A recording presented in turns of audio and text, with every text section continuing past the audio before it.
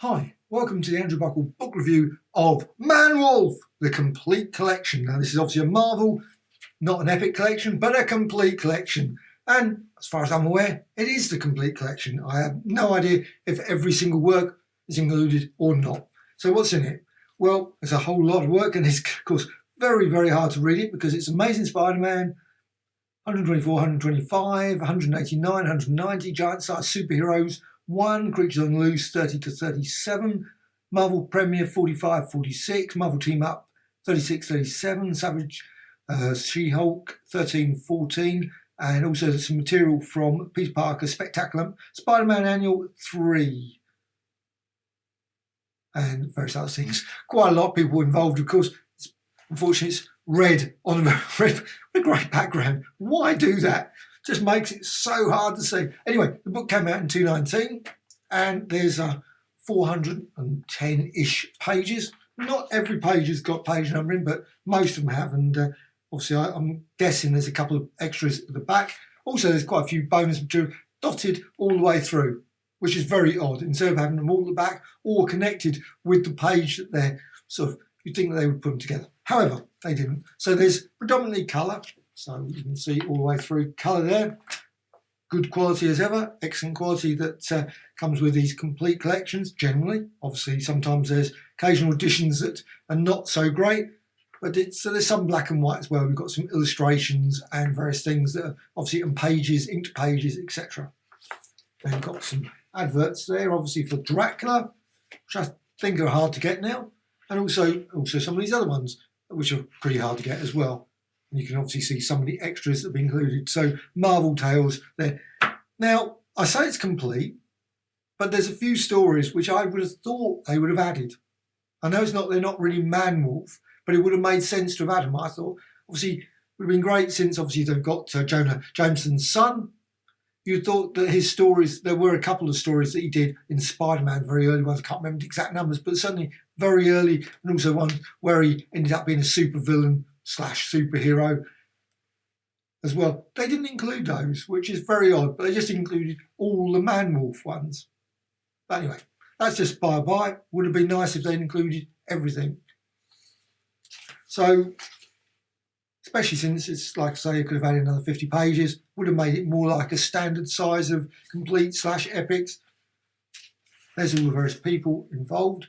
Now, Man-Wolf, what it is, he went to the moon for some weird reason, went to the moon, and he decided to bring something back. And of course, what happens? He decides to smooth it down and then keep it as a pendant.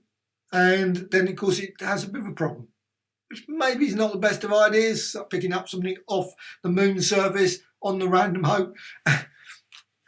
However, so you've got all the various people, quite like I say, a lot of people involved in this. So Jerry Conway, Gil Kane, Ross Andrew, George Tusker. There was quite a lot of change of artists. So quite varied.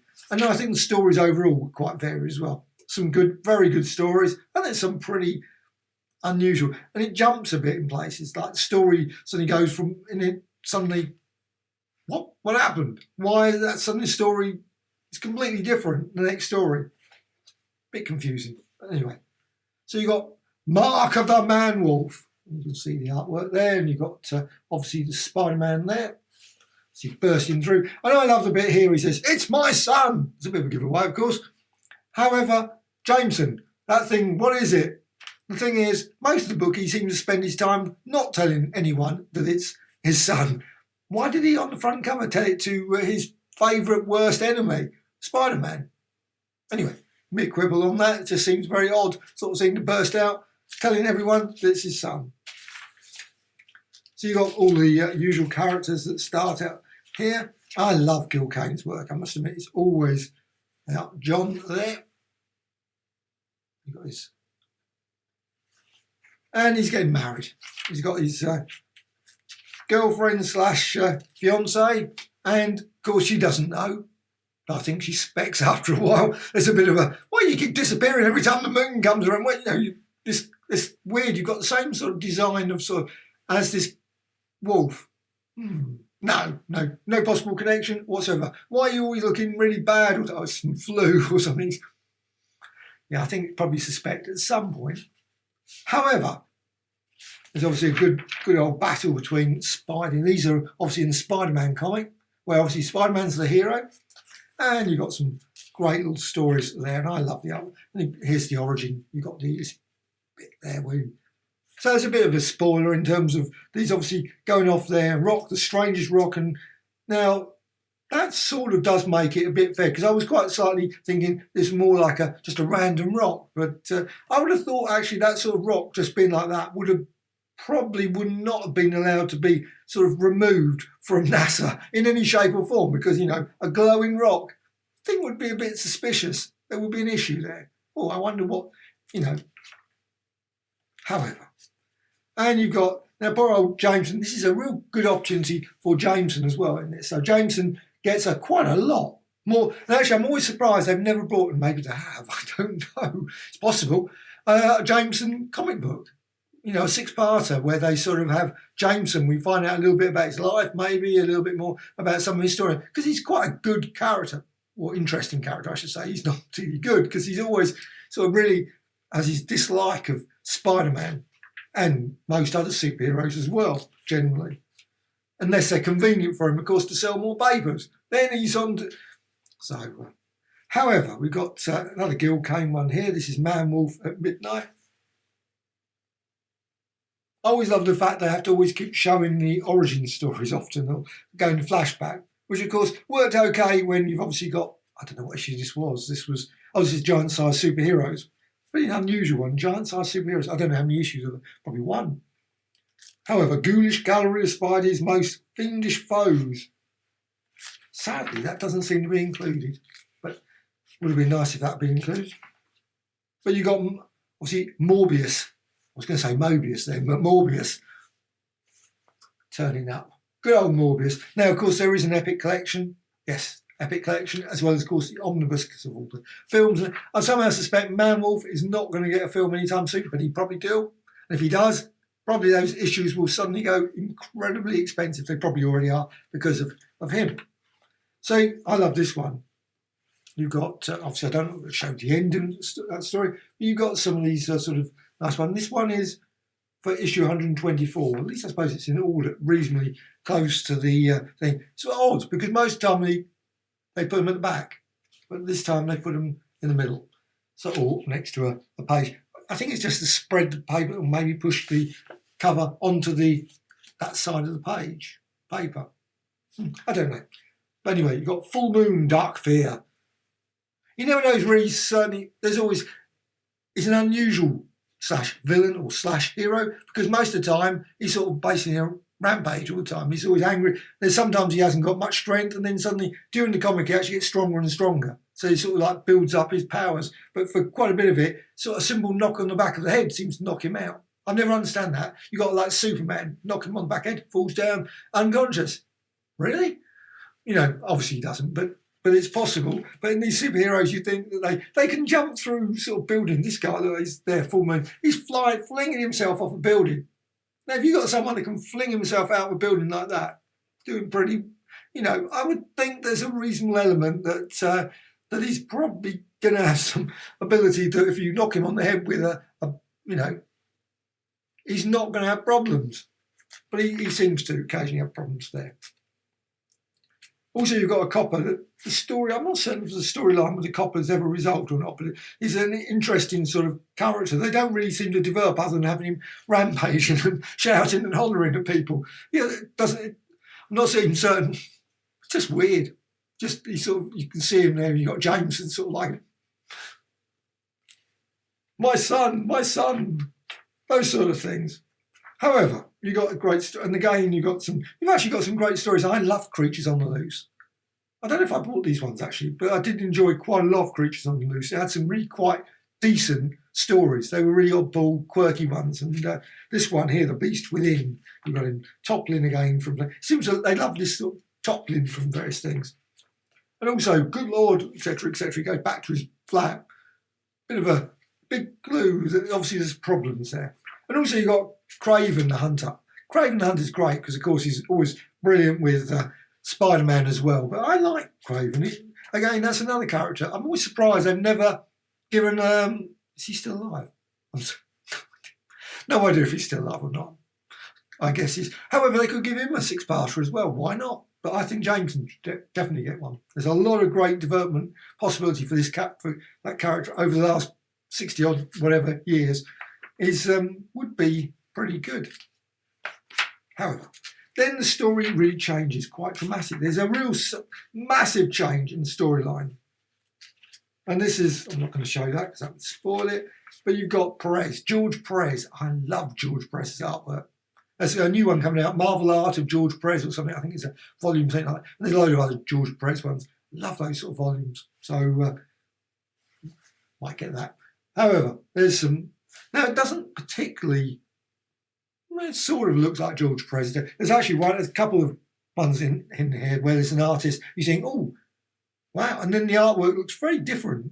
But after a while, you do see it does seem to end up looking like George Perez. And I remember quite a few of these sort of got that lovely scene there, Wolf Quest, and you got him so you can definitely see that George Perez. That was had that style quite often, and it does really get into that sort of style that I'm used to with George Perez. I love this one. This was absolutely brilliant. Really, really good story, and the story also still got that copper. There's still bit of an unusual character, and also Jameson turns up as well, doing his usual screaming and hollering at people.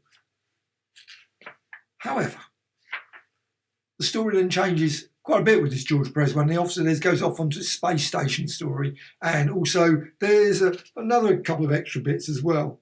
This one's Creature of the Loose 31. They're out of order as well, which is really odd. But this Marvel premiere, you've got Man Wolf, of course. But in space this time, he suddenly gets a bit more of a... Now, personally, if they had had this story right from the start, I think this Man Wolf would have worked. I think Man Wolf would have been part of the Guardians of the Galaxy by now. He'd have been on the thing. He would have been a great character for that sort of thing. You know, you could have had a real decent story. Instead, the first all those early ones, Creatures on the Loose, was more a sort of like... He was always just... What was he? He was sort of jumping off buildings, rampaging, attacking people, there was no real coherent storyline there. But then you really ended up with this sort of fancy element that really kicked in, and actually I thought was really quite good. And also they sensibly made him be able to... It's just sometimes I think that you think that was a missed opportunity just not to do that right from the start. This was a really, really good storyline. Thoroughly enjoyable. And the reason I bought this book, because someone put a comment on the YouTube ones and said, have you seen Man Wolf? Yes, I know Man Wolf, but I must admit, didn't know much about Man Wolf. And I vaguely remembered this storyline, but it was nice to go back. And I thought, wow, actually it was quite decent little storyline. That's maybe the villain wasn't particularly world's greatest villain in the storyline, but it was still an interesting development, which weirdly, without, again, a bit of spoiler, there's a sort of redevelopment. They go back to it later in the story, where it just jumps again. There is as if sort of they didn't realise we better put this, and they put a little brief mention. And you're thinking that's a bit confusing. Just what? Hey, what happened there? Just odd when they do that, and I think it's just a. And again, this is another one. They've got this 189, the cover out of place. They've got obviously the artwork there. They did this all the time. They just slotted them in randomly. Very strange. Also, you've got here the Frankenstein's monster. Not certain why they included him. Didn't really have much of a role in it. I loved the Frankenstein monster, actually. He was a good character. But it's, you attack me, now you will die. Why do they do that? Why do they do that? They always sort of make these sort of covers, which actually is nothing to do with the story. The covers always, I really get quite annoyed with.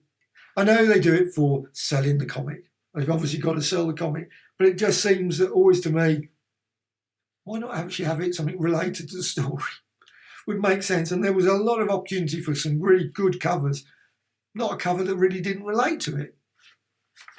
But anyway, that's a by-the-by. Also an excerpt from, which is weird, unless I say excerpt, but with a bit of old Jameson again. And the jigsaw is up.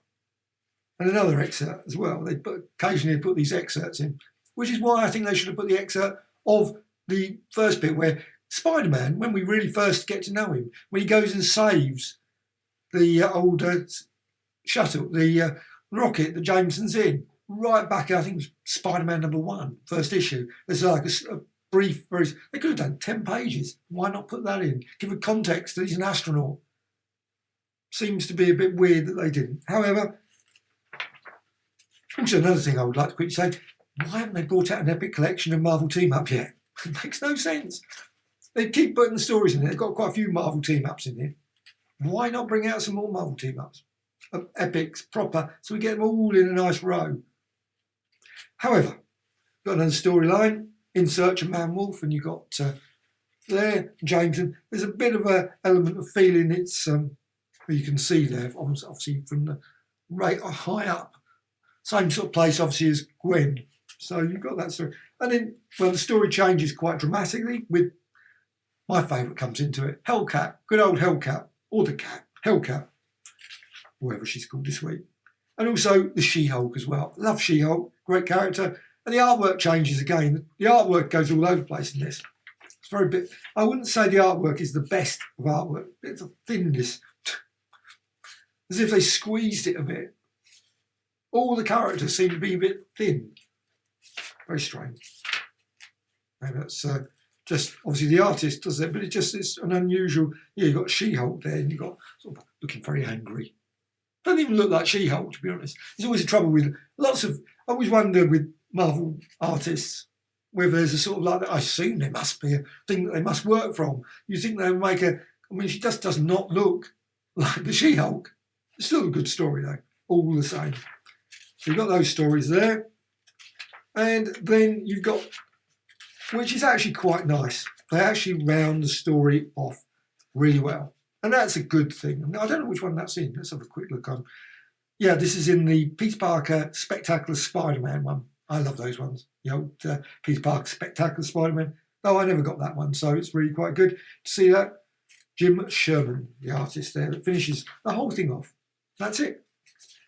And then you've got some quite nice bonus material at the back. You've got letters pages. Wouldn't it be nice? Well, it's not really a letters page. It's a sort of looks like a letters page, but isn't letters page. It's a sort of, we're just putting some comments of man-wolves and men. I assume this was, creatures on the loose. So, yeah, there's a little bit there. And then they've also got an advert there. And also an official handbook of Marvel Universe Profile Art by George Perez, no less. And then you've got some other ones there. So that's it, Man-Wolf. I think this is a really good book in the end. I must admit, didn't think I was going to enjoy it when I first got it. I thought, maybe not. But I actually said warm to it by the end. So, but I think it was a missed opportunity. Could have been really good if the fantasy bit that was in the middle had been the whole of the storyline and they had to develop that fantasy storyline, all those alternate worlds, sort of odd worlds, whatever it was. I'm not going to spoil it. I'm not going to say what type of world it was. So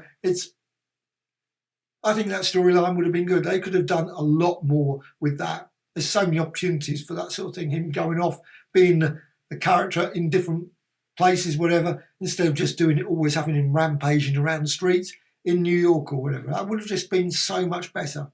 And also, obviously, with his fiancée, could have developed a bit more there as well, I'm certain. But it's just a pity that they... And also, he could have developed it. Again, he could have become, a character like, I mentioned, Guardians of the Galaxy. Would have been a possibility. Why not introduce him into that storyline? But instead, didn't happen. And they sort of... don't think they really knew initially what to do with him as a character. It was obviously part of the monster characters that Marvel brought out in the 70s. And then... Now, I don't know about all the other ones, like Morbius and whatever, how they've developed them. Maybe they've sort of been extended. But poor old Man-Wolf didn't really, ended up 410 odd pages. That was it. But still, very enjoyable stories. If you're looking for a really quite a decent enough yarn, I think you'll find this one's very good. And I thoroughly enjoyed. So I would say not totally recommended, but certainly reasonably recommended. This Man-Wolf complete collection from Marvel.